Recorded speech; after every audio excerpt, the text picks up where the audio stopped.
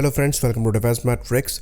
तो जब से ट्विटर पे आर्मर्ड व्हीकल निगम लिमिटेड द्वारा ये अनाउंस किया गया कि हैवी व्हीकल फैक्ट्री अवधि ने T90 मार्क 3 के बैच को रोल आउट किया है, तब से ये डिबेट चालू हो गई कि ये T90 मार्क 3 टैंक्स हैं क्या।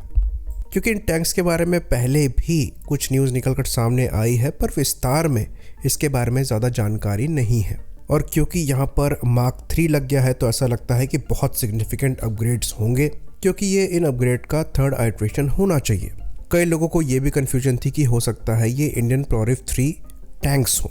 तो T90 प्रोरिफ 3 के बारे में हमने डिटेल में बात करी हुई है। ये काफ़ी हैविली अपग्रेडेड T90s हैं और ऑलमोस्ट ब्रांड न्यू कंसिडर किए जाते हैं। तो अगर आप उन पिक्चर्स को देखेंगे जो कि T90 मार्क 3 की रिलीज़ करी गई हैं, उनमें आप विजिबली तो चेंजेस नहीं बता सकते। एरा की जो पोजीशन है वो भी चेंज नहीं हुई है, साइड्स भी वहीं पर है, कोई remote control weapon extra mount नहीं दिखाई दे रहा है। तो यहाँ पर एक अनपॉपुलर ओपिनियन हो सकता है कि चेंजेस तो हैं पर बहुत ज़्यादा सिग्निफिकेंट नहीं है। जैसा कि अर्जुन मार्क 1A में हमने देखा है, वैसे अपग्रेड्स आपको यहाँ पर नहीं मिलेंगे। ये भी यहाँ पर हो सकता है कि ये अपग्रेड्स लिमिटेड इसलिए रखे गए हों ताकि इनका वजन ज़्यादा ना बढ़े, क्योंकि इन्हें हायर एल्टीट्यूड ऑपरेशंस परफॉर्म करने हैं जहाँ पर टैंक का power to weight ratio matter करता है। तो ऐसे अपग्रेड्स जो कि टैंक को हैवी बनाए वो हो सकता है अवॉइड किए गए हों। यहाँ पर मोस्टली जो अपग्रेड्स हैं ये ऑनबोर्ड कंप्यूटर और इलेक्ट्रॉनिक्स को लेकर हैं। तो 2023 में डिफेंस एक्विजिशन काउंसिल द्वारा 2 अपग्रेड्स को लेकर मंजूरी दी गई थी, जिसके अंतर्गत पहला डिजिटल बैलिस्टिक कंप्यूटर था, दूसरा ऑटोमेटिक टारगेट ट्रैकर था। तो ये दोनों सिस्टम टैंक की एक्यूरेसी को बढ़ाते हैं, साथ ही जो फायरिंग टाइम है उसको भी नीचे लाने में सक्षम होंगे। तो ये काफ़ी सिग्निफिकेंट डिफरेंस ला सकते हैं। मोस्ट लाइकली ये अर्जुन मार्क 1A से बोरो किए गए होंगे। बाकी एक और सिग्निफिकेंट अपग्रेड की बात करें जिसको कुणाल बिस्वास द्वारा पॉइंट आउट किया गया है, इनके ट्विटर अकाउंट का लिंक हम डिस्क्रिप्शन में दे देंगे। तो यहाँ पर ऑक्सिलरी पावर यूनिट में भी अपग्रेड की बात बताई जा रही है। अगेन ये ऐसा अपग्रेड है जो कि बाहर से विजिबल नहीं होगा, पर सिग्निफिकेंट डिफरेंस यहाँ पर ला सकता है। बाकी मार्क 3 से पहले प्रीवियस अपग्रेड्स की बात करें तो फायर पावर इंप्रूवमेंट को लेकर यहाँ पर करेक्शन इनपुट डिवाइस को अपग्रेड किया गया था। फिर जो कमांडर के थर्मल साइट है उसमें अपग्रेड किए गए थे।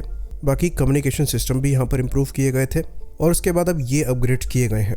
कहा जाता है कि लद्दाख में इनको ऑपरेट करने के बाद जो इनपुट इंडियन आर्मी द्वारा दिया गया उसके बिहाफ में ये माइनर अपग्रेड किए गए हैं, जो कि ज़्यादा बड़े तो नहीं हैं पर सिग्निफिकेंट है। बाकी जुगाड़ की बात करें तो यहाँ पर आगे चलकर कोप केजेस को भी लगाया जा सकता है। बाकी कुछ और सिग्निफिकेंट अपग्रेड्स हैं जो कि यहाँ पर हमारे हिसाब से पेंडिंग है, जिसके अंतर्गत एक्टिव प्रोटेक्शन सिस्टम यहाँ पर मिसिंग है। साथ ही साथ ड्रोन फायरिंग कैपेबिलिटी को भी यहाँ पर इंक्लूड करना बहुत ज़्यादा ज़रूरी है और इस चीज़ को लेकर हम जितना जल्दी अडेप्ट कर पाएँ उतना ही ज़्यादा ज़रूरी है। साथ ही साथ काउंटर UAV सिस्टम भी यहाँ पर एक इम्पॉर्टेंट रोल प्ले कर सकता है।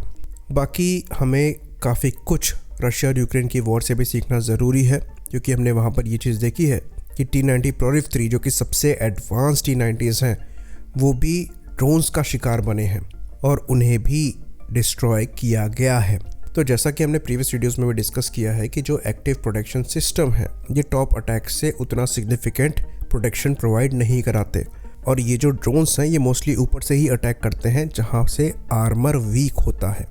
तो कोप केजेस को लगाकर इनसे बचने की कोशिश करी जाती है, पर जो FPV ड्रोन्स हैं जो कि साइज़ में कंपैरेटिवली छोटे होते हैं वो इन कोप केजेस को भी भेद के टैंक्स को डिस्ट्रॉय करने में सक्षम हो रहे हैं। तो ये जो अपग्रेड्स किए गए हैं डेफिनेटली ज़रूरी हैं, पर अगर हमें फ्यूचर की लड़ाई के लिए तैयार रहना है तो ड्रोन्स के अगेंस्ट में हमारी तैयारी ज़्यादा मजबूत होनी चाहिए, क्योंकि टैंक वर्सेस टैंक के बैटल होने के चांसेस उतने नहीं हैं जितना ड्रोन को फेस करने के हैं। साथ ही साथ एंटी टैंक गाइडेड मिसाइल्स को फेस करने के हैं। इसलिए APS system, anti drone system और इवन ड्रोन लॉन्चिंग कैपेबिलिटी ये तीनों बहुत ज़्यादा ज़रूरी है।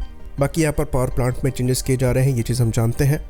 पहले ही जो इंजन है उसे 1000 हॉर्स पावर का बना दिया गया है, जो कि पावर टू वेट रेशियो को इम्प्रूव करता है। बाकी फ्यूचर के लिए ये भी कहा जा रहा है कि हो सकता है यहाँ पर और ज़्यादा पावरफुल इंडिजिनस इंजन को लगाया जाए, जो कि पावर टू वेट रेशियो को इम्प्रूव करेगा। साथ ही साथ रूम छोड़ेगा बाहर से भी ज़्यादा बेटर अपग्रेड्स करने के लिए, जिसके अंतर्गत जो एक्सप्लोजिव रिएक्टिव आर्मर है इसको हम ज़्यादा बेटर बना पाएंगे।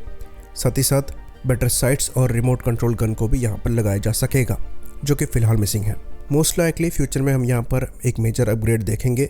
बेटर ये हो कि वो हम समय से पहले कर लें। आई होप इन्फॉर्मेशन यहाँ पर क्लियर रही हो। इसी बात पर इस वीडियो को हम ख़त्म करेंगे।